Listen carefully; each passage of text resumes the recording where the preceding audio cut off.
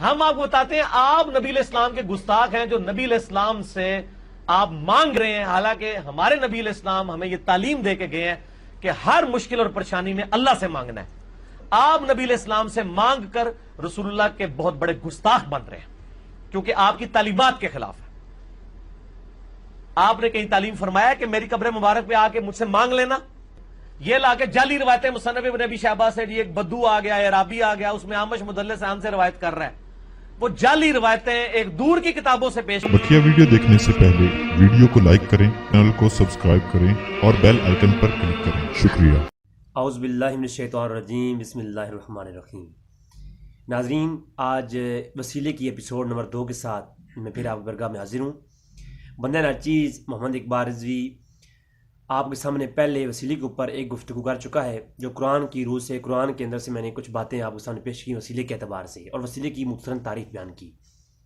اس طرح جامعہ گفتگو جیسا کہ پچھلے چینل پر ہم نے کی تھی، 20-22 ایپیسوڈ پر مشتمل 20-22 گھنٹوں کی گفتگو وسیلے کے اوپر کی تھی ہم نے، تو وہ تو چلو ضائع ہو گئی ہے۔ اب دوبارہ سے میں مختصراً گفتگو اس پہ کر رہا ہوں اس چینل کے اوپر، رضوی بھائی آن لائن کے اوپر ہمارے جو ہے یوٹیوب پر یہ ایک طویل سے سلام شروع کیا ہے، تو وسیلے کے اوپر دوسری ایپیسوڈ آپ کے سامنے قرآن کریم کی ایک آیت کریمہ کے اوپر بات کرتے ہوئے کریں گے، اور آپ کے سامنے جو حق بات ہے علماء اہل سنت کی کتابوں سے وہ دکھائیں گے۔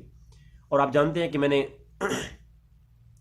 اب جو ہے جو گفتگو کا انداز رکھا ہے وہ یہی رکھا ہوا ہے کہ جو علماء اہل سنت کی بات ہے اور جو قرآن و حدیث اور اجماع امت سے جو چیز ثابت ہو وہ چیز آپ کے سامنے پیش کروں گا، اور جو محدثین کے ہاں جو چیز اصولاً اور فقہا کے ہاں عقیدتاً پائی جائے وہی آپ کے سامنے پیش کروں گا۔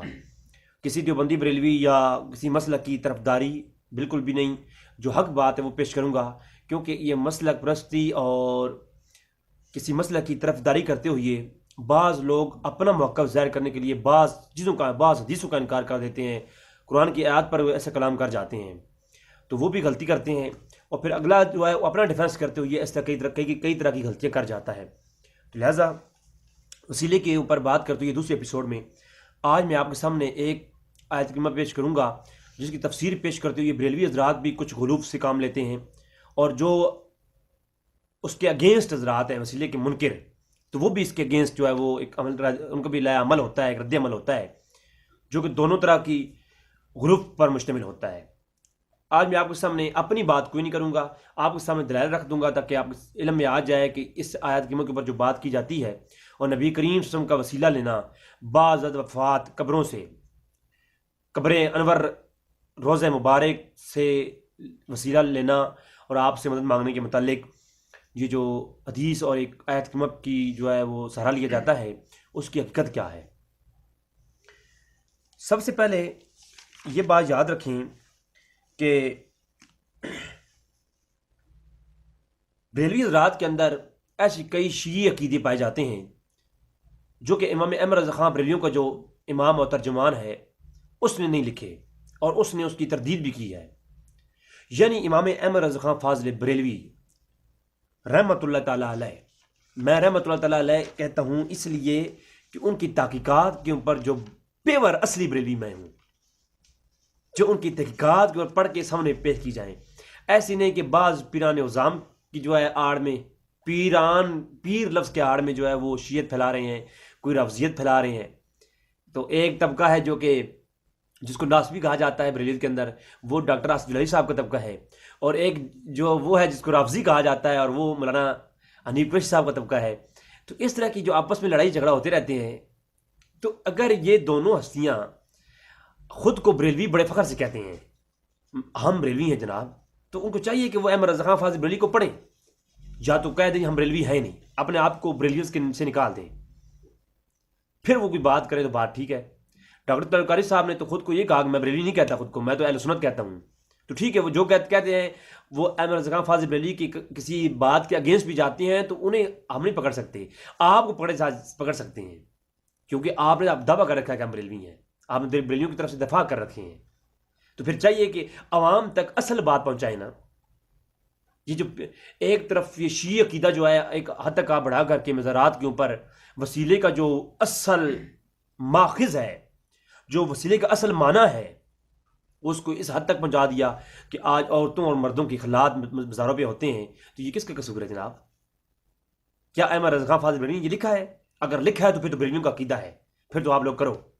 اگر اس کے خلاف حرام کے فتوے دیے ہیں احمد رضا خان فاضل بریلوی نے فتاوی رضویہ کے اندر، انشاءاللہ یہ ساری معاملات کے بعد میں ایک پوری تحقیقی روشنی میں ایک میں موضوع تیار کر رہا ہوں کہ کیا احمد رضا خان فاضل بریلوی وہابی ہیں۔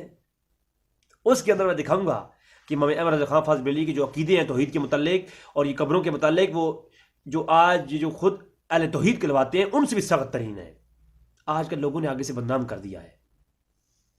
یہ جو مزارات کی جو کچھ بھی ہو رہا ہے، کیا یہ تعلیمات احمد رضا خان فاضل بریلوی نے اس کی ترجمانی کی ہے؟ انہوں نے حرام تک لکھا ہے۔ یہ قوالیاں بجانے والے، یہ وسیلے کے نام پر جو ہے یہ ڈرامہ بازی کرنے والے بڑے بڑے پیڑانے عظام، ان کے لیے لفظ فاسق کا استعمال کیا ہے کہ قوالی سننا اور اس طرح کا یہ ڈرامہ کرنا یہ فسق ہے۔ تو یہ جناب خود کو بریلوی کہنے والے حضرات، یہ تو ایک تو یہ حضرات ہیں جو کہ عقیدہ توسل کے اندر غلوف کا شیعت کی طرف لے جاتے ہیں عقائد کو، اور دوسری طرف جناب وہ ہیں جو کہ وسیلے کے بالکل ہی انکار کر دیتے ہیں۔ وہ جو ہے کہتے ہیں جی یہ وسیلہ لینا یا قبر پہ جانا یا وسیلے کا مطلقاً ہی انکار کر دیتے ہیں۔ تو جو لوگ وسیلے کو بالکل انکار کرتے ہیں، وسیلے کو شرک کہتے ہیں، نعوذ باللہ من ذالک۔ تو اب ان کے شرک کے فتوے میں کون کون آئے گا وہ تمہاری یہ جو گفتگو مکمل ہوگی تو آپ دیکھیں گے۔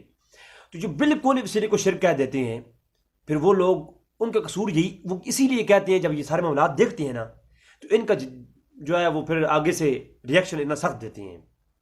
جتنا آپ یہ رافضیوں جیسی حرکات مزارات کے اوپر کریں گے، بریلوی حضرات سے مخاطب ہوں، اتنا ہی آپ کو پھر آگے سے مشرک کہا جائے گا۔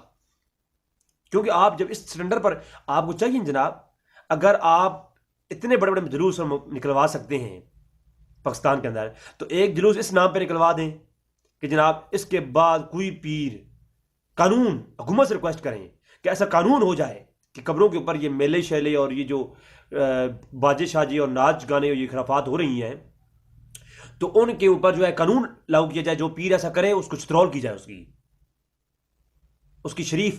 کی جو ہے شریفین کے اوپر جو ہے چترول کی جائے جوتے کے ساتھ۔ تو ایک احتجاج ایسا ریکارڈ کروا دیں جناب، معلوم ہو جائے واقعی بھئی آپ ان پیروں یہی پیران عظام، یہ جو بہترین خطیب ہوتے ہیں، بہترین علماء بریلوی ہوتے ہیں، ان کو خطابات کے لیے بلاتے ہیں اور بڑے پیمانے پر ان کی خدمت کرتے ہیں۔ تو اگر انہی پیران عظام کے خلاف یہ علماء حضرات فتوے جاری کر دیں تو پھر کیا ہوگا؟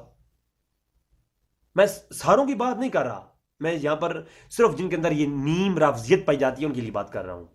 باقی تو الحمدللہ اہل حق میں آج کے دور کے اندر محقق کہتا ہوں، اور مفکر بریلیت جو ہیں، جو اہل سنت کا حق میں دفاع کرنے والے شخص ہیں اور جس نے بریلیت کو صحیح پڑھا ہے، وہ دو شخص میں ان کا نام لینا چاہوں گا یہاں پر۔ وہ ایک مفتی راشد صاحب جو بریلیت کے ہاں سے بڑی زبردست تحقیق کرتے ہیں، آپ ان کو سنیں، بریلیت کا اصل عقیدہ وہ بتاتے ہیں آپ کو۔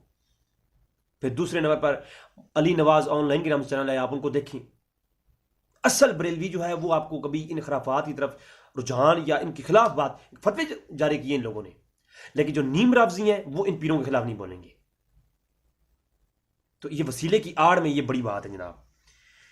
پھر وسیلے کا انکار کرنے والے ذات مطلقاً انکار کر دیتے ہیں، حالانکہ وہی لوگ کہتے ہیں جی اعمال کا وسیلہ جائز ہے۔ تو اعمال کا وسیلہ تمام قیام متفق ہے وہ جائز ہے۔ اب اگلی بات آ جاتی ہے، جب اعمال کا وسیلہ جائز ہے تو اولیاء اللہ کا وسیلہ، یہ بات یاد رکھو بریلوی حضرات بھی، یہاں پر بریلی بھائیوں کے لیے عرض کروں تو وہ یہ کہ انشاءاللہ آپ کے سامنے اصل بریلی والا عقیدہ لاؤں گا۔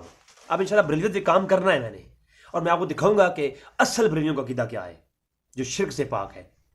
اور آج کی جو بریلیت پر یہ لوگ فتویٰ شرک لگاتے ہیں، ان بیچاروں کا قصور کیا ہے؟ وہ دیکھتے ہیں یہ سب کچھ جو بڑے پیمانے پہ ہو رہا ہوتا ہے، یہ پیر اپنے نظام چلانے کے لیے، یہ عورتوں کی خلوتیں، میں اس پہ کلام نہیں کرنا چاہتا، لیکن ایسے مزارات پہ جو کام ہو رہے ہیں ان کے ذمہ دار کون ہے؟ ان پیروں کے خلاف کوئی ایکشن کیوں نہیں لیتا؟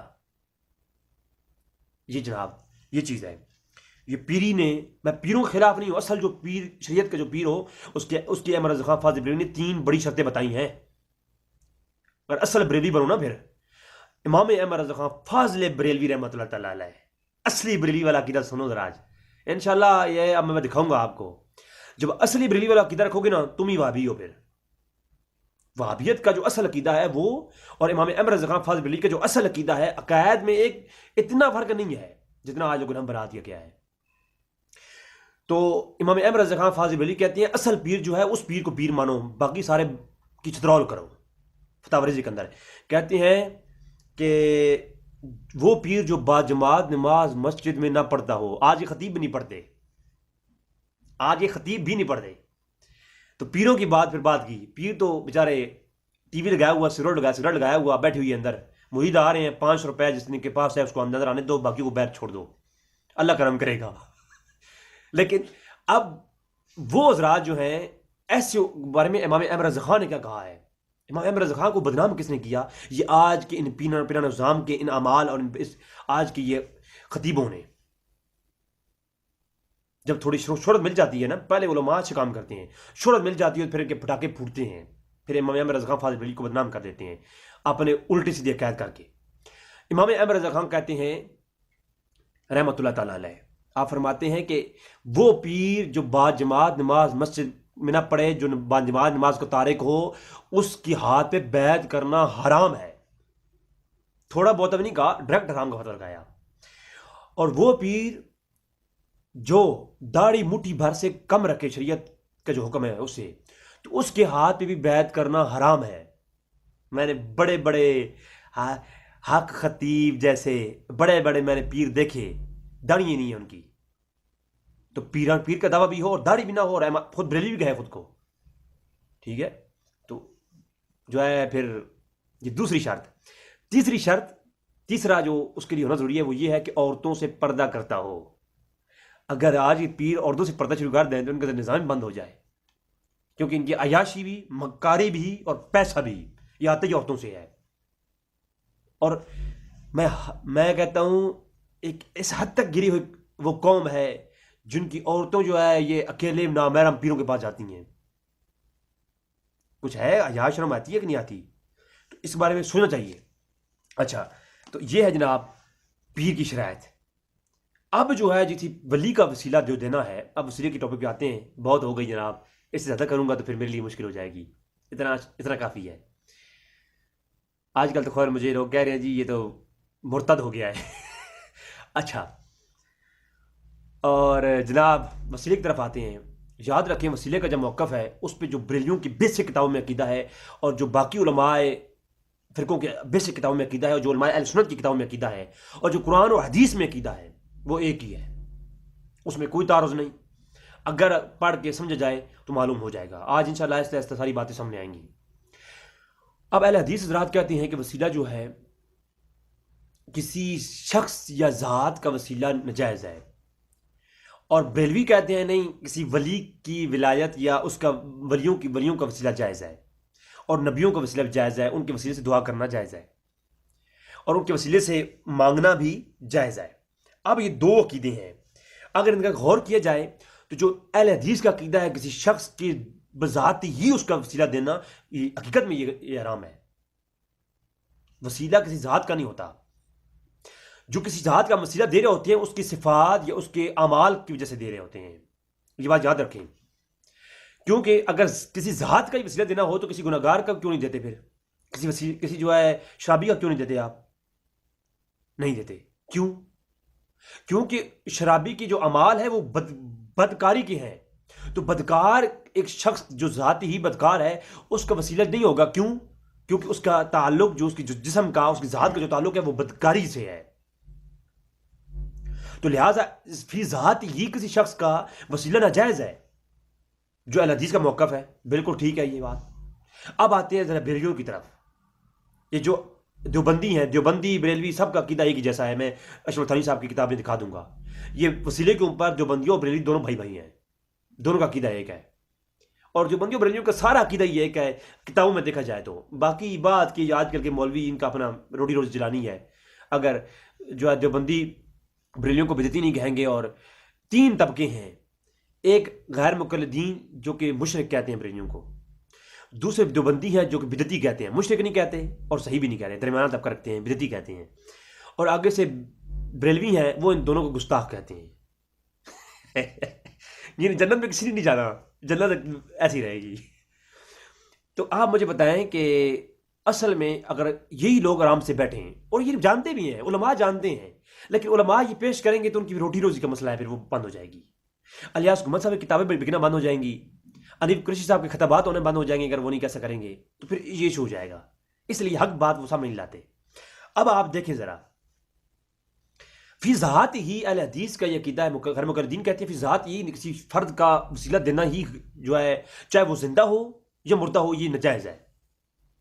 اور یہ بات آپ کے سامنے واضح ہو جائے گی کہ مردہ زندہ کی تو بحث ختم ہو جائے گی جب میں آپ کے سامنے ایکسپلین کروں گا۔ یہ تو یہ بات بھی ٹھیک ہے، کسی شخص کا ذات ہی کے ساتھ وسیلہ نہیں ہوتا، اس کی صفات کے ساتھ ہوتا ہے، جو وہ بھی باکمال اللہ کے قریب شخص ہو وہ۔ اور بریلوی کہتے ہیں جی ولیوں کا وسیلہ جائز ہے، تو وہ بھی حق پہ ہیں۔ کیوں؟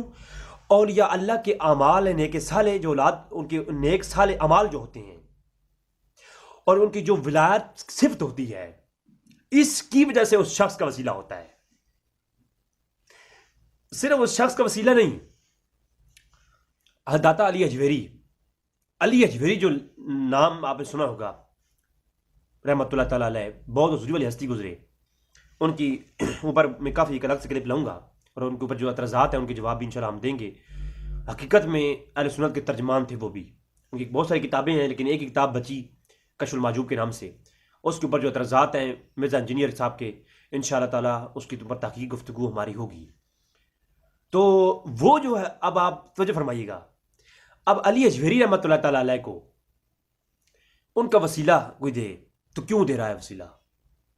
علی کے نام سے تو ہزاروں لوگ ابھی جو ہے، محمد علی بھی نام کا مرزا انجینئر موجود ہے، اس کا وسیلہ کیوں نہیں کوئی دیتا؟ کیونکہ ذات ہی وسیلہ نہ علی اجویری کی ذات کا ہے، نہ علی مرزا کی ذات کا ہے۔ یہ اصل میں جو وسیلہ ہے وہ ان کے اعمال صالح کی وجہ سے اور ان کی صفات کی وجہ سے ہے۔ اب لوگوں کے ہاں یہ ابہام پایا جاتا ہے اور وہ ابہام کرتے ہیں کہ علی اجویری رحمۃ اللہ تعالیٰ اللہ کے ولی ہیں۔ اب جو یہ عقیدہ رکھ لے کہ وہ اللہ کے ولی ہیں، ان کے لیے اب واجب ہو گیا کہ وہ ان کا وسیلہ پیش کریں۔ اب ولایت جو ہے وہ ایک مرتبہ ہے، تو جو شخص مرتبے کے لحاظ سے ولایت پر فائز ہو، اس کا وسیلہ دینا بالکل جائز ہے۔ تو اہل حدیث کا یہ موقف کہ کسی ذات کا وسیلہ جائز ہے، وہ بھی حق پہ، کیونکہ کسی ذات کا وسیلہ نہیں دیا جا سکتا، کسی ذات کے حوالے سے اس کی صفات کا وسیلے کی وجہ سے وسیلہ ہوتا ہے۔ تو بریلویوں کا عقیدہ کہ اللہ کے ولی کا وسیلہ اور نبیوں کا وسیلہ جائز ہے، تو نبوت، کسی ایک شخص کو جو نبوت کا کمال ملا ہے اور نبوت پہ فیض کیا گیا، اس شخص کی ویلیو جو ہے وہ اس کے کمال نبوت کی وجہ سے ہے، جو اس کو اللہ کے ہاں قرب ملا ہے اس قرب کی وجہ سے ہے، اور قرب اللہ کو ہم وسیلہ جو ہے پیش کرتے ہیں۔ تو کسی ولی کی ولایت وسیلہ ہے، اور کسی ولی کے مقام میں جو مرتبہ ولایت ہے وہ وسیلہ ہے، اور کسی نبی کا جو مقام نبوت ہے وہ وسیلہ ہے۔ نبی کا تو ہر جو ہے ذات کے حوالے سے یا صفات کے حوالے سے وہ ٹوٹل ہی وسیلہ ہے۔ نبی کی جو ذات ہے وہ سراپا ہی وسیلہ ہے، اور نبی کے بال بھی وسیلہ ہیں۔ وہ ایک الگ موضوع ہوگا کہ نبی کو فی نفس ہی ہم کیوں جو ہے وہ وسیلہ ان کے دیتے ہیں۔ وہ اس لیے کہ آگے چل کے انشاءاللہ تبارک و تعالیٰ اس کے اوپر میری گفتگو آ رہی ہے کہ نبی کا فی ذات ہی، نبی قبر مبارک بھی وسیلہ ہے، نبی جس کو قدم رکھے وہ قدم رکھنا بھی وسیلہ ہے، نبی کی جس چیز سے نسبت ہو جائے وہ مردہ بھی ہو تو وہ وسیلہ ہے۔ میں نے پچھلی ایپیسوڈ میں بات کر دی کہ یوسف علیہ السلام کی جو قمیض آئی وہ قمیض مردہ تھی یا زندہ تھی، تو اس قمیض کے اندر وسیلہ اس کا وسیلہ کیوں اختیار کیا گیا؟ اگر شفا ہونی ہوتی تو ڈائریکٹ کسی اور کی وہاں سے قمیض اتار کے آنکھوں میں لگاتے، یا اللہ وہی فرماتا کہ اے یعقوب فلاں کی قمیض اٹھا کے آنکھوں میں لگا، میں اس کے اندر شفا ڈال دوں گا، تو وسیلہ وہی بن جاتی۔ جب اللہ نے وسیلہ ہی بنانا تھا تو کسی عام شخص کی بھی جو ہے وہ قمیض وسیلہ بن جاتی، لیکن وسیلہ بنتی ہے تو جناب نبی سے نسبت رکھنے والی چیز کیوں؟ اس لیے حالانکہ فی نفس ہی قمیض مردہ ہے، تو مردے سے وسیلہ لینا تو ناجائز ہے۔ میرا کلام آگے آ رہا ہے حدیث کی روشنی میں، تو یہاں پر یہ بات واضح ہو گئی کہ جو ہے کسی شخص کسی چیز کے اندر جو وسیلہ مانا جاتا ہے، کسی مجسم چیز ہو یا روحانی چیز ہو، اس کی جو تعلق ہے وہ کسی مرتبے سے ہوتا ہے۔ اب قمیض کا تعلق نبی سے تھا اور نبی کا تعلق نبوت سے ہے، تو بھی نفس ہی یہ جو ہے یہ نبوت کا وسیلہ ہے، اور یہ بالکل جائز ہے۔ اور کوئی شخص فوت ہو جائے، اب نبی دنیا سے پردہ کر گیا، تو نبی کا دنیا سے چلا جانا اگر آپ مکمل وفات بھی مان لیں تو نبی کی نبوت تو قائم ہے. تو نبوت جب قائم ہے، صفت قائم ہے، تو صفت کا تو وسیلہ جائز ہے. پھر صفت تو مرتی نہیں ہے. پھر یہ تو بحث ختم ہو گئی کسی مردہ یا ہونا یا زندہ ہونا، قبر سے وسیلہ لینا یا غیر قبر سے. جب ولی کی ولایت سے آپ اور ولی کے عمل صالح کی وجہ سے اس کی قرب تھا جو اللہ کے ہاں، اس کا وسیلہ دے رہے ہیں، تو جو ہے جناب ایک شخص جو قبر میں چلا گیا وہ ولی تھا، تو اس کا وسیلہ ناجائز کیسے ہو گیا؟ کیونکہ مردہ رہنے سے تو جسم کا تعلق ہے، ولایت مردہ ہوتی نہیں ہے. اس پر تو قرآن و حدیث سے میں قرآن کی ایسی آیات کی ترتیب سے میں آیتیں پیش کر سکتا ہوں کہ جناب ولایت جو مقام اور مرتبہ ہوتا ہے، آپ بخاری پڑھیں، میں ایک اشارہ کر دیتا ہوں.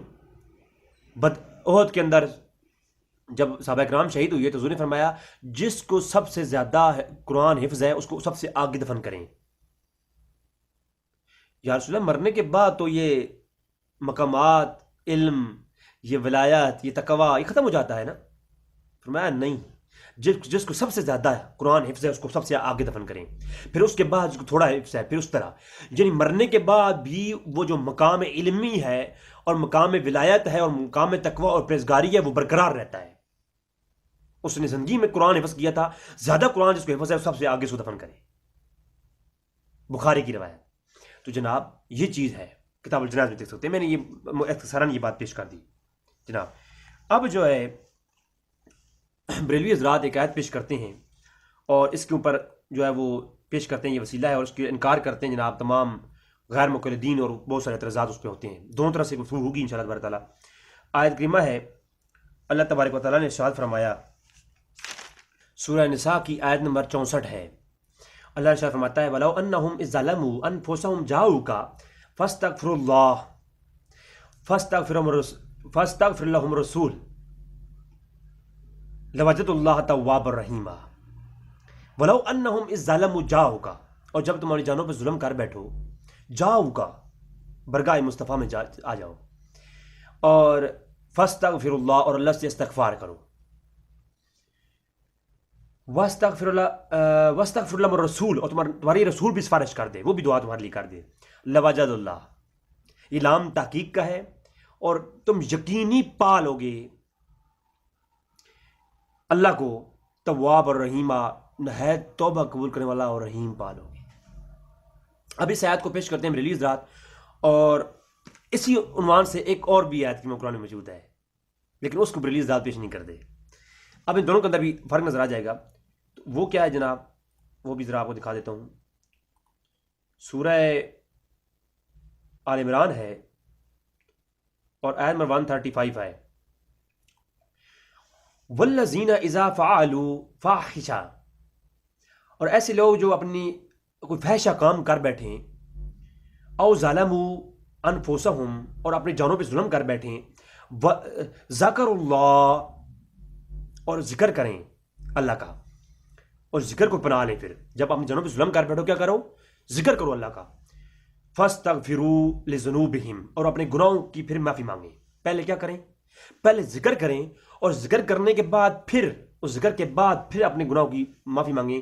وَمَن یغفر، اور اللہ کے سوا گناہوں کی بخشش کون کرتا ہے؟ الی اللہ، سوائے اللہ کے. وَمَن یغفر الذنوب الی اللہ، سوائے اللہ کے کون ہے جو تمہارے گناہوں کی مغفرت کرے؟ اللہ نے کتنے جلال کے ساتھ فرمایا جب تم اپنی جانوں پہ ظلم کرو اور کوئی فحشہ کام کر بیٹھو تو فوراً اللہ کی طرف متوجہ ہو جاؤ، ذکر اللہ کرو. یعنی جب تم کوئی ایسا کام کر بیٹھو تو سب سے پہلے کیا کرو؟ اللہ کا ذکر کرو، اور یہ اللہ کا ذکر کرنے کے بعد اس کو پھر وسیلہ بناؤ. ڈائریکٹ فوراً گناہ کرتے یہ نہ کہو یا اللہ معاف فرما دے بس گناہ ہو گیا. تعلیم قرآن کیا دے رہا ہے؟ جب آپ گناہ کر بیٹھو، گناہ کرنے کے بعد فوراً پہلے ذکر اللہ کرو، اللہ کا ذکر کرو. جب اللہ کا ذکر تم کرو گے اس کے بعد پھر جو اللہ کا ذکر تم نے کیا ہے اس کو وسیلہ بناؤ. ہائے ہائے ہائے، فاستغفر اللہ. پس یہ جو فا آئی ہے نا، یہ فا اس بات کا فائدہ دیتی ہے کہ جو پیچھے کام کیا ہے نا، اب اس کی بیس پر، اس کی بنیاد پر اگلا کام کرو.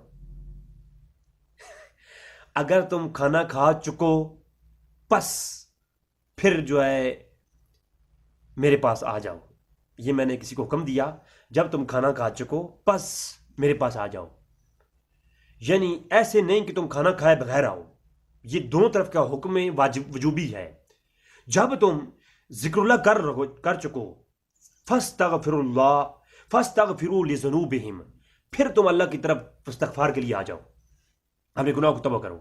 یعنی گناہ کو توبہ کروانے کے لیے ذکر اللہ کے ذکر کو وسیلہ بناؤ. اور اگلی بات وَمَن یغفر الذنوب الا اللہ، اور اللہ کے سوا کون ہے جو تمہاری استغفار قبول کرے گا. بہت سختی کے ساتھ اللہ نے اپنا جلال کے ساتھ یہ خطاب فرمایا. لیکن یہاں پر جب آپ ذکر اللہ کریں گے، اللہ کا ذکر کرنے کے بعد پورے قرآن میں کہیں ایسا نہیں ملتا کہ جب اللہ سے آپ ڈائریکٹ ذکر اللہ کرنے کے بعد دعا مانگیں تو آپ کو یقینی سی بات ہے کہ آپ کی توبہ قبول ہوگی. یقیناً نہیں. ایسے ہوتا تو ہر شخص جو ہے گناہ کرنے کے بعد مسجد میں جاتا اور نفل پڑھنے کے بعد بہت سارا ذکر کرتا اور دعا کرتا اور وہ اپنے آپ پہ یقین کر لیتا کہ میں بخشا گیا ہوں. بخشش کا تعلق صرف استغفار سے نہیں ہے. وسیلہ بنائیں، اللہ کی امید رکھیں اللہ تمہیں بخش دے. بات شاید والی ہے، یقینی بات نہیں. اب اس طرف آتے ہیں جو بریلوی ذات پیش کرتے ہیں.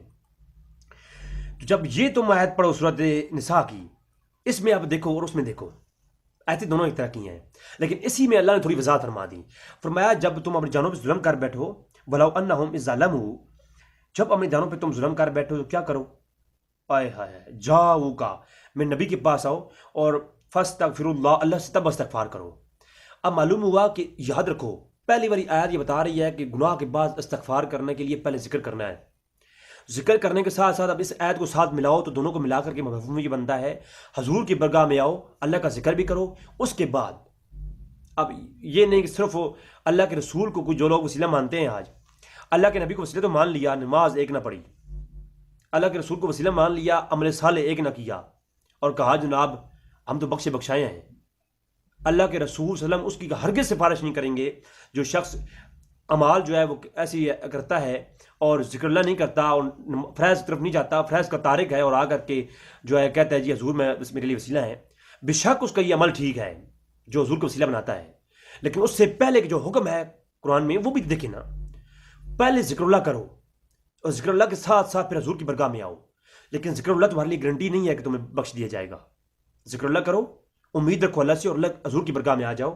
جب حضور کی برگاہ میں آ جاؤ پھر اللہ سے استغفار کرو اور پھر حضور سے گزارش کرو یا رسول اللہ آپ بھی ہمارے لیے سفارش فرما دیں.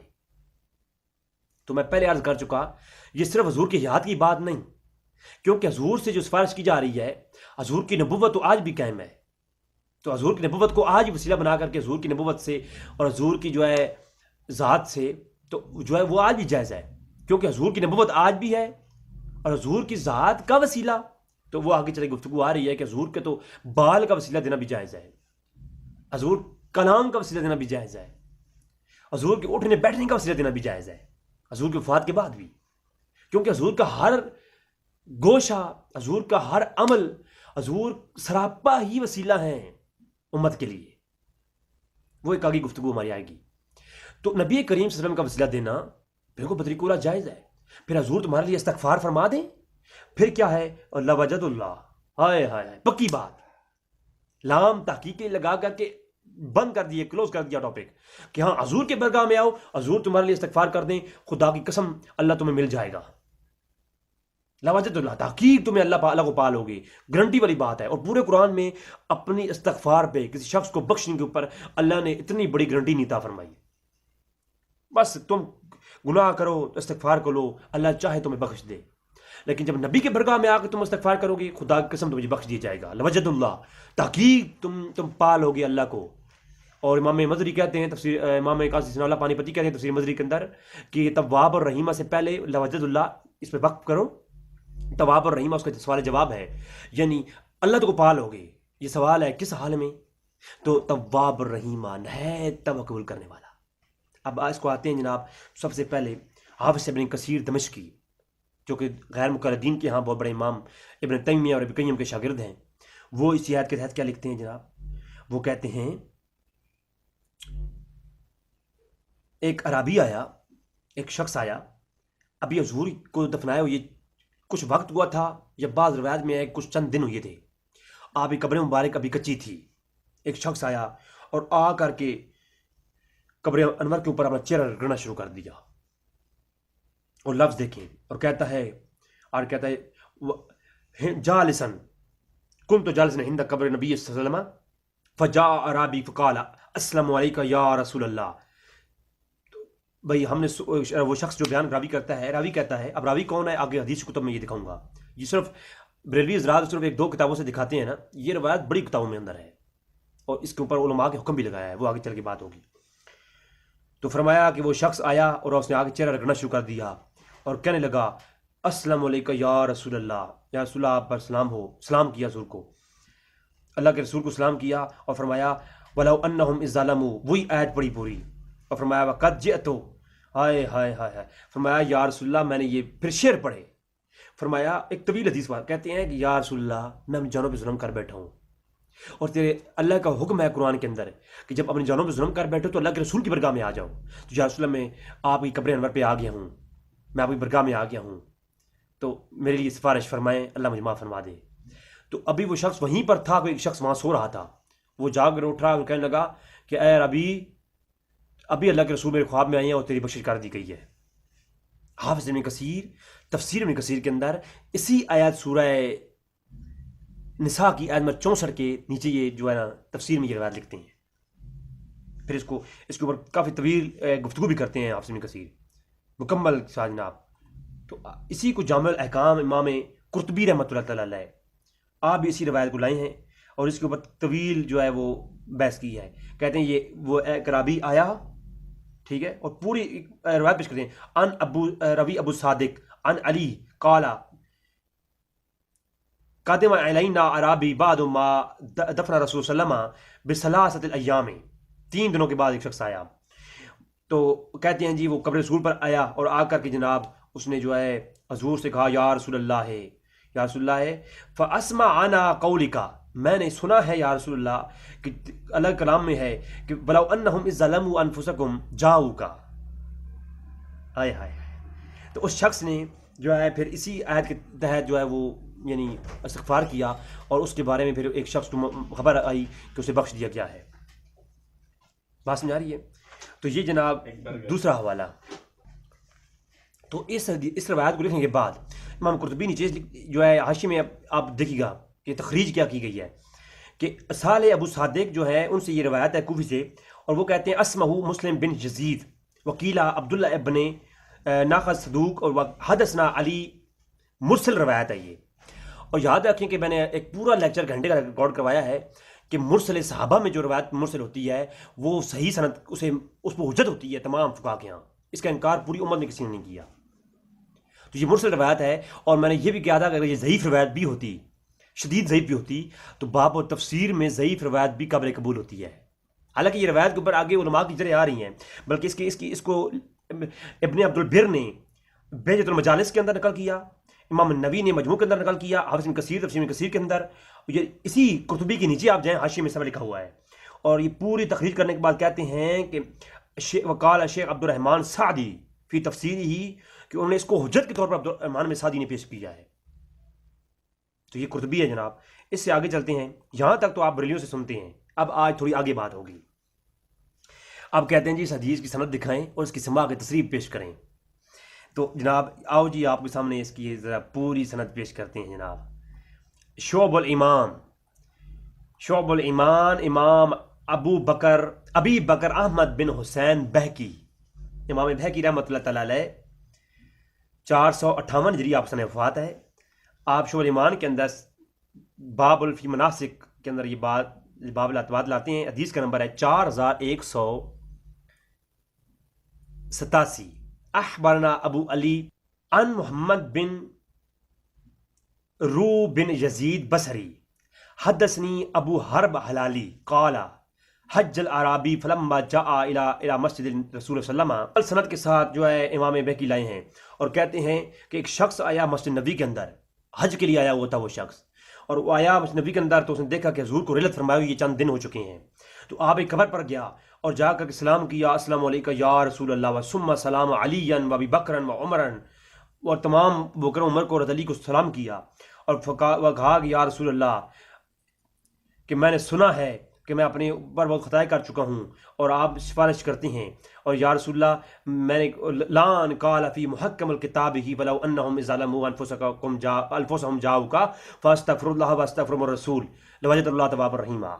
تو یہ پوری آیت پڑھی اس شخص نے جو یہ شعب الایمان پڑھ رہا ہوں امام بیہقی کی، تو اس نے کچھ اور شعر اشعار پڑھے، تو اتنے میں جو ہے ایک شخص وہاں سویا ہوا تھا، اس نے کہا کہ جا تیری توبہ قبول کر دی گئی ہے، خواب میں حضور آئی ہیں۔ جناب اب اس امام بیہقی نے تو پوری سند کے ساتھ اس کو پیش کر دیا ہے، اب اس کے اوپر محدثین جو ہے وہ تو باب قائم کرتے ہیں، اور یہ آپ یاد رکھیں، یہ جو ماشاءاللہ خود کو ٹائٹل دیتے ہیں کہ ہم حدیث کو سمجھنے والے لوگ ہیں، تو ان کو چاہیے کہ وہ سمجھیں کہ جب محدث کسی حدیث کے اوپر ترجمۃ الباب قائم کرتا ہے تو محدثین کا عقیدہ ترجمۃ الباب میں ہوا کرتا ہے۔ کوئی محدث جس کا یہ عقیدہ ایسا ہو، جو ان کا عقیدہ ہو، اس کے اوپر وہ باب قائم کرتے ہیں اور اس کے تحت حدیثیں لاتے ہیں۔ اگر محدث کا عقیدہ کوئی اور ہو اور وہ حدیث کچھ ایسا اور ملے تو محدثین اسے اس پہ باب نہیں قائم کرتے۔ محدثین کا کسی حدیث کے اوپر ترجمۃ الباب قائم کرنا یہ ان کے عقیدے کی دلالت کرتا ہوتا ہے۔ یہ فقہاء نے پورا اس پہ اوپر گفتگو کر رکھی ہے۔ جناب یہ شعب الایمان تھی، اور ابن امام قدامہ نے المغنی کے اندر اسی روایت کو لیا ہے، اور سبحان اللہ پوری سند کے ساتھ پیش کرتے ہیں کہ قال كنت جالسا عند قبر النبی فجاء اعرابی، اور پورا واقعہ بیان کرتے ہیں۔ تو مجھے بتائیں جناب، یہ اتنے بڑے بڑے محدث اس کو نقل کر کے اس کے اوپر استدلال کرتے ہیں، اور غیر مقلدین کے ائمہ نے بھی استدلال کیا ہے، آگے چل کے وہ بات آ رہی ہے۔ آپ مجھے خود بتائیں، یہ کچھ ہمیں سمجھائیں کہ جناب یہ آپ لوگوں نے ایک حدیث، اور میرے صاحب تو ایک حدیث یہ پڑھ کے نا دیکھتے ہیں بس یہ مدلس ہیں، سے روایت کرتے ہیں حدیث ضعیف ہے، اور اپنے سرچ پیپر میں دیکھیں ان اتنے بڑے خیانت کرنے والے شخص کیوں، میں کہتا ہوں دین کے اوپر نام لیتے ہیں۔ کہ آپ دیکھیں کہ میرے صاحب اپنے کلپس میں یہ کہتے ہیں سے روایت ہے، حدیث کے اندر فلاں راوی مدلس ہے، حدیث ضعیف ہے تدلیس کی وجہ سے، اور اپنی سرچ پیپر کے اندر بے شمار مدلسین سے روایت انہوں نے کر رکھی ہیں، تدلیس والی روایت رکھی ہیں، اور وہ صحیح بھی کہا ہوا ہے، البانی نے صحیح کہا ہوا ہے۔ تو یہ کیا ڈرامہ ہے؟ لا کے جعلی روایتیں مصنف ابن ابی شیبہ سے، ایک بدو آ گیا، عرابی آ گیا، اس میں عامش مدلس سے روایت کر رہا ہے، وہ جعلی روایتیں ایک دور کی کتابوں سے پیش۔ کوئی کسی ایک طرف جائیں نا، دونوں طرف کی بولیاں ملا رہے ہیں، منافقت کیوں کر رہے ہیں؟ اللہ قرآن فرماتا ہے وَإِذَا لَقُوا الَّذِينَ آمَنُوا قَالُوا آمَنَّا وَإِذَا خَلَوْا إِلَىٰ شَيَاطِينِهِمْ، منافقوں کی یہ نشانی ہے، جو تمہاری بات کرتے ہیں کہتے ہیں ہم تمہارے ساتھ ہیں، ان کی بات کرتے ہیں ہم تمہارے ساتھ ہیں۔ یہ کام نہ کریں، ایک موقف لے کے چلیں۔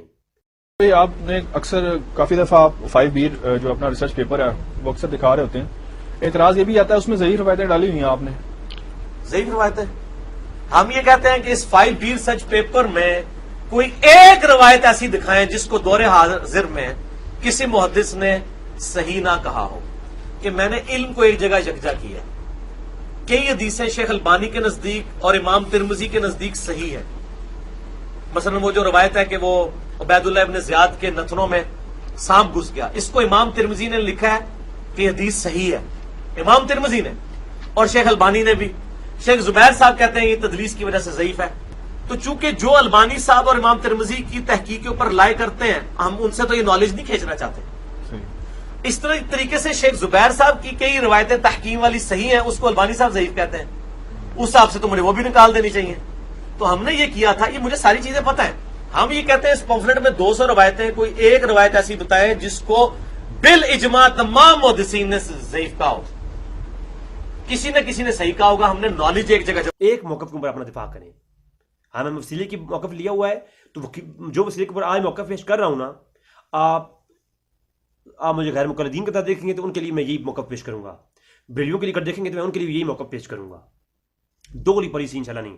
تو المونی کے اندر امام ابن قدامہ نے اس کو باب کم کیا، اور اس نے یہ استدلال کیا کہ زیارت القبر نبی یستحب الرجل الاسلام علیہ، کہ اسلام جو ہے نا یہ جو ہے مستحب ہے قبر نبی پر جا کر کے اس طرح کی کلمات کے ساتھ کرنا، اور یہ پوری اس کے اوپر کلام کیا امام دارالقطنی نے، امام بیہقی نے، ابن حجر نے، ابن تیمیہ نے اس کو، ابن ہادی نے اس کے اوپر کلام کیا ہے۔ وہ ایک الگ احتجاج کے اندر، وہ ایک الگ بحث ہے انشاءاللہ، وہ آگے کی جو اس کے اوپر آگے میں قسطیں بناؤں گا تو اگلی ایپیسوڈ کے اندر یہ ساری گفتگو آ جائے گی انشاءاللہ تبارک و تعالیٰ۔ جی تو یہ المغنی ہو گئی، ٹھیک ہے۔ تو جامع الاحکام میں نے آپ کے سامنے پیش کی تھی امام قرطبی کی، وہ بھی ہو گئی جناب۔ شعب الایمان بحر محیط علامہ اندلسی کی. آپ علامہ اندلسی کو دیکھیں جناب. بحر محیط امام یوسف حیان اندلسی جناب. آپ 845 ہجری میں گزرے ہیں. تو آپ یہ فرماتے ہیں ہائے ہائے ہائے بہت کمال. اس کے اوپر بحث کرتے ہیں. وہ کہتے ہیں قبر کے اوپر آ کر کے بھی انسان قبر کے اوپر آ کر کے بھی آپ جو ہے یہ دعا اسی طریقے سے کریں آج بھی. تو جو ہے اسی طریقے سے وہ جو عرابی نے وہ عرابی والا واقعہ لکھتے ہیں. عرابی والا واقعہ لکھنے کے بعد کہتے ہیں جس طرح عرابی نے آ کے دعا کی تھی اس طرح آج جا کر کے حضور سے دعا کرنا, حضور سے مدد مانگنا اور ان کے وسیلے سے دعا مانگنا اور حضور کو ریکویسٹ کرنا یا رسول اللہ آپ ہمارے لیے دعا فرمائیں. قبر کے اندر ہیں حضور, تو یہ بالکل جائز ہے. اور کہتے ہیں یہاں لوجد اللہ ہائے ہائے وہ جو میں نے بات کی نا کہا لوجد اللہ وہذا لا ينطق علی ذلک الکلام اذا کان المراد من قوله تواب الرحیم قول بعد توبہ انتہا کہ تواب الرحیمہ کے اوپر لوجد اللہ کا کلام کرنا یہ اللہ کی رحمیت کو ظاہر کرتا ہے. وروی عن علی حضرت علی روایت کرتے ہیں. وہ ساری عربی والا واقعہ آگے لکھتے ہیں. تو اس سے استدلال کرتے ہیں کون اور آگے لکھتے ہیں کہ یہ کن کن ائمہ نے اس کو روایت کیا ہے اور اس کی جو ہے رجال سکہ ہیں. علامہ اندلسی کیا کہتے ہیں اس کے رجال کیا ہیں؟ سکہ ہیں. اور یہ روایت اگر مرسل بھی ہے تو مرسل جو ہے حجت ہوتی ہے. باب الفضیلت کے اندر تو بالکل ہی حجت ہے نا, اور باب التفسیر کے اندر تو ضعیف روایت بھی حجت ہے. اسرائیلیات سے بھی لوگ جو ہے تائید لیتے ہیں باب التفسیر میں.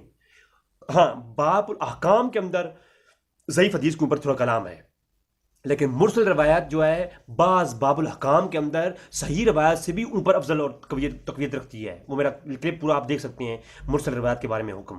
میں نے جو ہے دورہ تفسیر کے اندر وہ دوسری لیکچر میں نے دے دیا ہے, گھنٹے کے اوپر کا لیکچر ہے وہ. اچھا جی, تو حافظ ابن کثیر کا موقف میں نے پیش کیا آپ کے سامنے, وہ بھی ہو گیا جناب. اب میں آپ کے سامنے یہی بات عرض کرنا چاہوں گا. اس روایت اس جو ہے نا آپ آیات کریمہ کو ایک تنازع میں ہرگز پیش نہ کیا کریں. اس روایت سے یہ جو آیات کریمہ ہے اس کے اوپر جو یہ روایت ہے یہ بالکل قوی ترین روایت ہے, اور اس کی معتبر تفسیر بھی یہی ہے کہ آج بھی کوئی حضور کی برگاہ میں حاضر ہو تو حضور کا وسیلہ وہ پیش کرے, چاہے قبر انور پر ہو یا کہیں بھی ہو. کیونکہ حضور کی رسالت تو کیا آپ نبی کو رسول مانتے ہیں؟ تو حضور کی رسالت تو آپ کے لیے بھی ہے. جہاں جہاں جو شخص ہے وہ اس کے لیے نبی ہے کہ نہیں ہے؟ رسالت نبی کی رسالت ہے کہ نہیں ہے؟ چلے آپ حضور کی فی ذات ہی مجسمہ تن اگر کوئی جو وسیلہ قبول نہیں کرتے تو توسل و نبوت قبول کرتے ہیں نا, تو گھر بیٹھے آپ کہہ سکتے ہیں اللہ تو اپنے نبی کی نبوت کے وسیلے سے میری مطابق قبول فرما. تو اے نبی آپ کے وسیلہ ہم پیش کرتے ہیں, آپ کی رسالت کا وسیلہ ہے, آپ اپنی رسالت کا وسیلہ برگاہ الہی کے اندر پیش کریں تو بالکل یہ جائز ہے. تو اس کے اوپر کلام ہے الحمدللہ, آگے چل کے وہ ہماری گفتگو بھی آئے گی. تو ناظرین یہ تھی گفتگو ہماری اس آیت کریمہ کے اوپر جو آپ کے سامنے میں نے پیش کی ہے. اب اگلی ایک دوسری آیت کریمہ اس طرف چلتے ہیں. ناظرین اب آیت نمبر 2 تھوڑی سی بات مختصراً اس پہ کروں گا. سورہ بقرہ کی آیت نمبر 89, سورہ بقرہ کی آیت نمبر 89 آپ دیکھیں.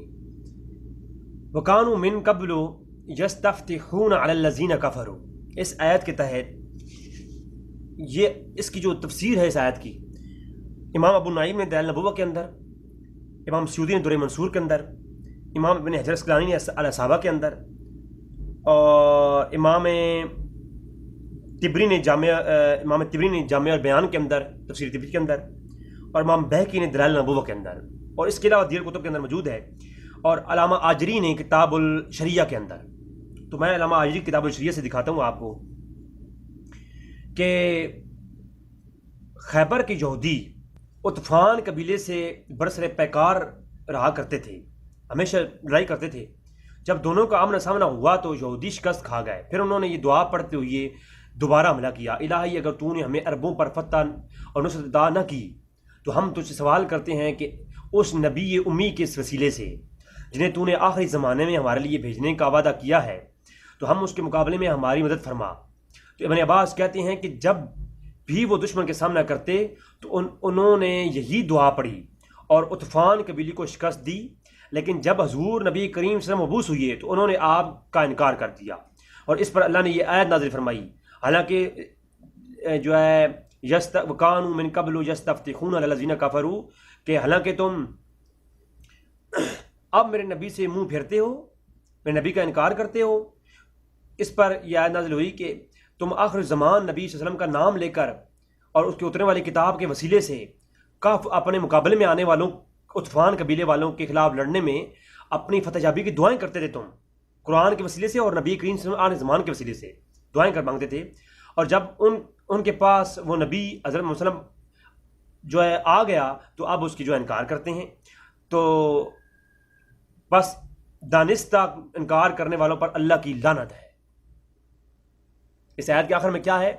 بس دانستہ انکار کرنے والوں پر، یعنی وہ وسیلہ لیتے تھے حضور کا پہلے، لیکن جب حضور سامنے آ گئے تو پھر وسیلہ جو ہے چھوڑ دیا، تو پھر جو ہے اللہ نے کہا کہ تم پر لعنت ہے، تم حضور سامنے آ گئے ہیں اور اب ان کو مانتے نہیں، اور پہلے ان کے وسیلے دیتے تھے تم۔ تو یہ اس آیت کی تفسیر جو ہے علامہ آجری کی کتاب شریعت سے میں نے پڑھی ہے، اس کو دیگر ائمہ نے لکھا ہے، میں ایک دو حوالے جات آپ کو دے دیتا ہوں۔ امام سلمان ابن احمد طبرانی نے المعجم الاوسط کے اندر بھی اس کو لکھا ہے، امام قرطبی نے تفسیر القرآن العظیم کے اندر بھی، تفسیر قرطبی کے اندر بھی جامع الاحکام، اور علامہ حافظ ابن کثیر نے تفسیر ابن کثیر کے اندر بھی، اور اس کے علاوہ جناب صحیح بخاری شریف، اور امام طبرانی کی المعجم الکبیر کی کتاب التفسیر، اور المستدرک علی الصحیحین دیکھیں آپ حیران ہو جائیں گے۔ المستدرک علی الصحیحین کتاب التفسیر حدیث کا نمبر 3101۔ اب دیکھیں جناب اسی آیات کی تفسیر امام حاکم المستدرک کے اندر، امام ابو عبداللہ بن عبداللہ حاکم نشاپوری، جن کا وفات 405 ہجری ہے، آپ اپنی المستدرک کے اندر بشرط شیخین روایت لاتے ہیں امام بخاری اور مسلم کی شرائط پر۔ حدیث کا نمبر ہے 3101۔ حدثنا اخبرنی شیخ ابو بکر بن اسحاق ابا محمد بن ایوب سنا یوسف بن موسیٰ، اور پورا واقعہ جو میں نے کتاب و شریعت سے پڑھا ہے نا، تو علامہ آجری کی وہ پورا واقعہ یہاں پر حدیث کے اندر موجود ہے، صحیح سند کے ساتھ موجود ہے، کہ وہ اسی آیت کی تفسیر ہے، وَكَانُوا يَسْتَفْتِحُونَ الَّذِينَ كَفَرُوا۔ اس آیت کی تفسیر کون بیان کر رہے ہیں؟ عبداللہ بن عباس بیان کر رہے ہیں صحیح سند کے ساتھ المستدرک علی الصحیحین کے اندر، کہ حضور کی آنے سے پہلے بھی کافر حضور کے وسیلے سے دعائیں مانگتے تھے۔ جب حضور کا ظاہری دنیا میں وجود نہ تھا، اگر اس وقت حضور کا وسیلہ جائز ہے، تو جب حضور دنیا سے ظاہری پردہ فرما جائیں تو بعد میں ناجائز کیسے ہو گیا؟ یہ حکم جو اگر دنیا میں حضور نہ ہوں تو یہ عمل شرک ہے، تو یہ عمل پہلے بھی ہوتا رہا، اور اس کی تائید جو ہے صحابہ کرام نے کی، اور صحابہ کرام نے اس کو روایت کیا، اور محدثین نے استدلال کیا۔ تو پھر آپ مجھے خود بتائیں جناب۔ اور اس حدیث کو حسن غریب بعض نے کہا، بعض حسن صحیح کہا، آپ خود دیکھیں۔ تو جناب یہ ہے جناب، میں نے آپ کے سامنے کتاب التفسیر امام حاکم کی المستدرک پیش کر دی۔ تفسیر در منصور سورہ بقرہ کی یہ تفسیر کھولیے تو فرمایا وہ یہی دعا کرتے تھے کہ یہود کہ اے اللہ تیرا آخری زمان میں جو نبی آنے والا ہے اس کے وسیلے سے ہمیں ان کافروں کے اوپر جو ہے وہ فتح نصیب فرما۔ امام سیوطی نے تفسیر در منصور کے اندر بھی اس کو یہی لکھا، اور ساتھ میں لکھا کہ اس کو کس کس نے روایت کیا، ایک پوری مدلدل۔ اور امام سیوطی کہتے ہیں اخرجہ، میں نے اس کو لیا ہے ابو نعیم کی فی دلائل النبوہ من طریق عطا کے طریق سے، ودہا کا ان ابن عباس، وہ ابن عباس سے روایت کرتے ہیں کالا، مکمل سند کے ساتھ وہ کہتے ہیں کہ پیش کیا ہے۔ اور ابن اسحاق نے بھی اس کو روایت کیا ہے، امام ابو نعیم نے، امام بہقی نے، پوری امام سیوطی نے اس کے اوپر تحقیق کی ہے، پھر وہ پیش کیا ہے۔ پہلے سے لوگ دیتے تھے، حضور کا وسیلہ اگر پہلے دینا جائز ہے تو اس آیت سے معلوم ہوا کہ جیسے کافر پہلے دیتے تھے وسیلہ اور صحابہ کرام نے اس کی تائید کی، تو بعد میں آنے والے بھی جو ہے نا حضور کے پردہ فرمانے کے بعد وسیلہ دینا بھی بالکل مباح ہے، اس میں کوئی قباحت نہیں ہے۔ بلکہ اس کے اوپر میں تھوڑی سی آپ کے سامنے پیش کر دیتا ہوں ائمہ کے اقوال بھی۔ المدخل کتاب کا نام ابن حجاج کی، وہ کتاب کے اوپر باب قائم کرتے ہیں فی زیارت الاولیاء والصالحین، اس کے اندر کہتے ہیں کہ یاد رکھیں پردہ فرمانے کے بعد قبر نبی ہو، انبیاء قبر ہوں یا قبور صالحین اولیاء ہوں، ان سے مدد مانگنا اور ان کا وسیلہ دینا بالکل ان کی نبوت سے اور ان کی ولایت سے یاد رکھیں ان کے مقام نبوت اور رسالت جو ہے ولایت سے مانگنا جائز ہے، ان کی مدد مانگنا جائز ہے، اور ان کا وسیلہ دینا جائز ہے۔ اس کے اوپر علامہ ابن حجاج مدخل کے اندر ہی کلام کرتے ہیں۔ تو حافظ ابن تیمیہ نے، حافظ ابن شیخ ابو العباس تقی الدین احمد بن تیمیہ متوفہ 728 ہجری، وہ لکھتے ہیں فتاوی ابن تیمیہ کے اندر جلد نمبر 1 کے اندر، اور صفحہ 221 ہے، مطبوعہ مرفعت ابن عبداللہ عزیز، ٹھیک ہے، فہد ابن عبدالعزیز مطبوعی سے چھپی ہے۔ لکھتے ہیں کہ ہم کہتے ہیں کہ اللہ تعالیٰ سے دعا کرنے والا یہ کہتا ہے کہ میں تجھ سے فلاں کے حق اور فلاں کے فرشتے اور انبیاء اور صالحین وغیرہ ان کے حق میں سوال کرتا ہوں، تو فلاں کی حرمت اور فلاں کی وجاہت کے وسیلے سے سوال کرتا ہوں، تو کہتے ہیں جی اس میں کوئی حرج نہیں ہے، اور یہ دعا صحیح ہے، اور مقربین کی وجاہت سے دعا کرنا مستحب ہے۔ اور شیخ محمد بن علی محمد بن شوکانی وہ بھی یہی کہتے ہیں تحفۃ الذاکرین کے اندر کہ اولیاء اللہ کے وسیلے سے اور انبیاء کے وسیلے سے دعائیں کرنا کیا ہے، بالکل جائز ہے، بعض الوفات بھی۔ اور ابن تیمیہ نے تو حد کر دی اس پہ کلام کر کے۔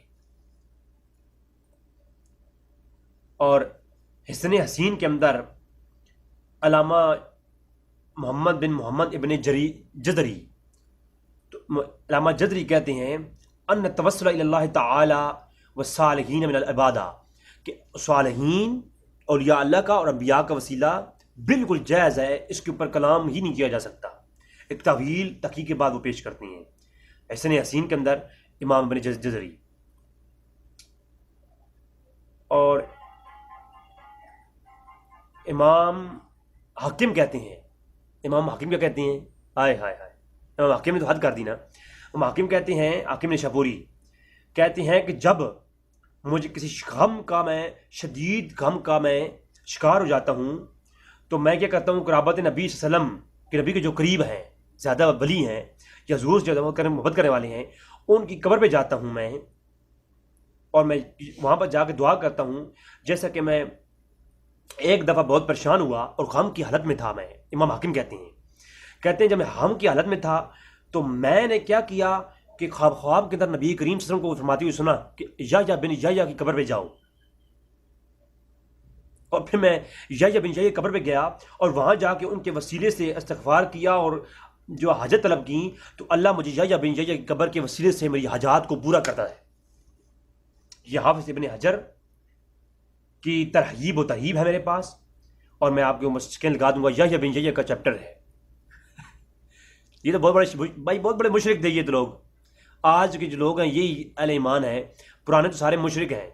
امام حاکم شرک کرتے ہیں، جا کے قبر یحییٰ بن یحییٰ سے وسیلہ اختیار کرتے ہیں اور کہتے ہیں میری حاجتیں پوری ہوتی ہیں یحییٰ بن یحییٰ قبر پر۔ تو اس کا مطلب ہے محدث حافظ امام ابو عبداللہ بن عبداللہ حاکم نشاپوری 405 ہجری سن وفات ہے آپ کا، اور آپ محدث ہیں اور آپ کو حاکم کا لقب دیا گیا، اور حاکم اسے کہتے ہیں جسے 6 لاکھ سے زیادہ حدیث سندر مندر حفظ ہوں، اور پوری امت کے اندر ایک ہی حاکم ہے، وہ امام حاکم ہے۔ 6 لاکھ سے زیادہ حدیث حفظ کرنے والا امام حاکم ایک ہی ہے پوری امت میں۔ تو یہ مشرک ہیں جناب، لگاؤ فتوے کہ یہ شرک کرتے تھے، مشرک ہیں۔ ہاں بھائی، 2 ہی صورتیں ہیں، یا تو بریلوی مشرک ہیں اور بریلویوں کے ساتھ یہ بھی مشرک ہے، یہ احمد جنی میں پیش کی ہیں، اور 2 یا تو پھر آج کے صرف غیر مقلدین مسلمان ہیں، باقی سارے مشرک ہیں، یا پھر آج کے لوگوں کو غلط فہمی ہو گئی ہے جی۔ تو پھر امام سبکی شافعی رحمۃ اللہ علیہ شفاء السقام کے اندر کہتے ہیں، پوری تحقیق کرنے کے بعد کہتے ہیں وَكَذَلِكَ بِجَوَازِ مِثْلُ هَذَا تَوَسُّلُ بِالسَّائِرِ الصَّالِحِينَ، یاد رکھو بہت ساری روایات وسیلہ کے اوپر بات کرنے کے بعد شفاء السقام کے اندر امام سبکی شافعی کہتے ہیں، یہ خدا کی قسم اب میں ان تحقیقات کے بعد اس نتیجے پہ پہنچا ہوں کہ جو ہے صالحین کی قبروں سے اور صالحین سے وسیلہ حاصل کرنا بالکل جائز ہے، اس کا جواز موجود ہے، جواز علی مثل ھذا التوسل، اس کا جواز ہے۔ ہاں، یا تو پھر اتنی تحقیق کے بعد انہوں نے جو تحقیق نکالی ہے، یہ بریلویوں کو کیا قصور ہے؟ صرف بریلویوں نے اس کو جو رنگ ڈھنگ قبروں پر دے دیا ہے، یہ غلط ہے، اس کا بریلوی بائیکاٹ کریں۔ امام احمد رضا خان فاضل بریلوی نے جو عقیدہ توسل بیان کیا ہے وہ ان ائمہ کی طرح کیا ہے. یا تو احمد رضا خان فاضل بریلوی مشرک ہیں اور ان کے ساتھ یہ بھی مشرک ہیں اگر یہ عقیدہ غلط ہے. تو اگر عقیدہ ٹھیک ہے اور اس کے اوپر بریلویوں نے جو آج کل مزارات کے اوپر ڈرامے کر رکھے ہیں تو وہ غلط ہے، تو پھر اس کا مطلب ہے یہ بریلویوں کا عقیدہ نہیں ہے. جو بریلویوں کا عقیدہ ہے وہ اصلاف اہل سنت کا عقیدہ ہے، اس میں کوئی تعارض نہیں ہے.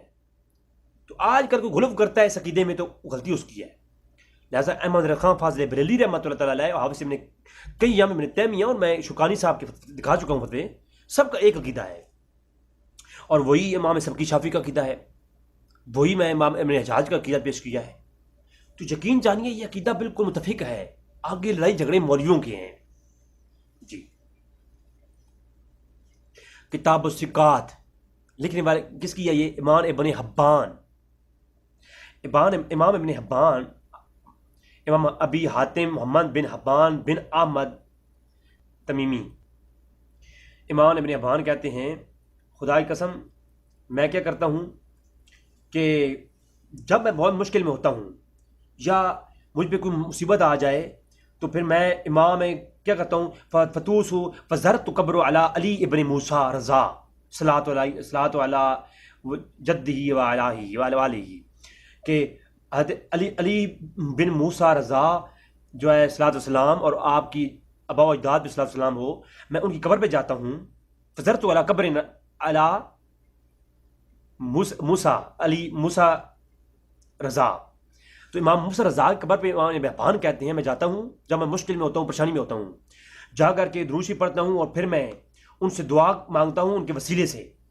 تو اللہ تبارک تعالیٰ میری مراد میرے وہاں سے لوٹنے سے پہلے حل کر دیتا ہے. مشرک ہے یہ، اور یہ شرک کبیر ہے. یا تو یہ جناب امام ابن حبان مشرک ہیں یا پھر آج کے سارے جو اس عقیدے کے مخالف جاتے ہیں وہ مشرک ہیں. قبروں پہ جا کر کے وہاں کا وسیلہ اختیار کرنا اور ان کی ولایت کے وسیلے سے ان کی ولایت کو مخاطب کر کے مانگنے میں حرج نہیں.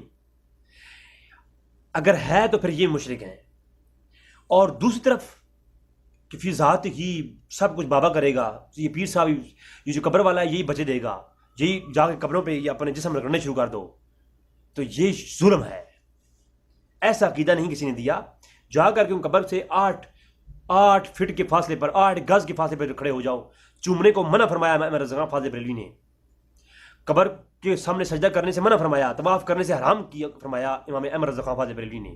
انشاءاللہ آگے وہ گفتگو آئیں گی. پھر تو امام بریلویوں کا اصل پیور، اصلی بریلویوں کا عقیدہ یہ ہے ابن حبان نے جو بتایا کہ میں قبر موسیٰ علی رضا پہ جاتا ہوں، میں موسیٰ کی قبر پہ جاتا ہوں اور وہاں جا کے دعا کرتا ہوں تو اللہ میری پریشانیوں کو دور کر دیتا ہے میرے گھر لوٹنے سے پہلے. جی ہائے ہائے. اور امام غزالی رحمۃ اللہ علیہ کیا فرماتے ہیں؟ امام غزالی کا قول صحیح سند کے ساتھ تفسیر روح المانی کے اندر لکھا ہوا ہے جناب. امام روح المانی کے اندر جناب امام غزالی کا قول ہے.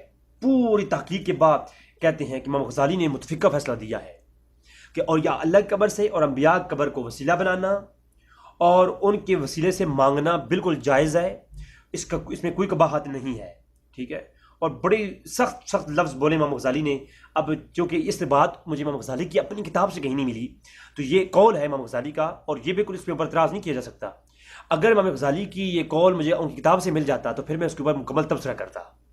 لیکن اب میں بیان کر رہا ہوں کہ تفسیر المانی کے اندر جو ہے امام غزالی کا قول ہے قبروں سے مدد مانگنا، ان کا وسیلہ دینا، بالکل اس کا جواز موجود ہے، اس سے گناہ کوئی بھی نہیں ہے. تو مکمل اس کے اوپر کہا ہے. ٹھیک ہے. اور ابن عباس رضی اللہ عنہ سے کئی روایات بھی یہاں پر نقل ہے. تو ناظرین یہ تھا میں نے آپ کے سامنے پیش کیا کہ جناب یستفتحون علی الذین کفروا، وہ لوگ جو پہلے حضور کا وسیلہ دیتے تھے. اس کا ذکر قرآن کریم کی اندر جو موجود ہے، اس کی تفسیر میں بھی ائمہ کی یہ روایات موجود ہیں. دعا کہ رب تعالیٰ ہمیں حق جاننے کی توفیق عطا فرمائے. وما علینا الا البلاغ المبین.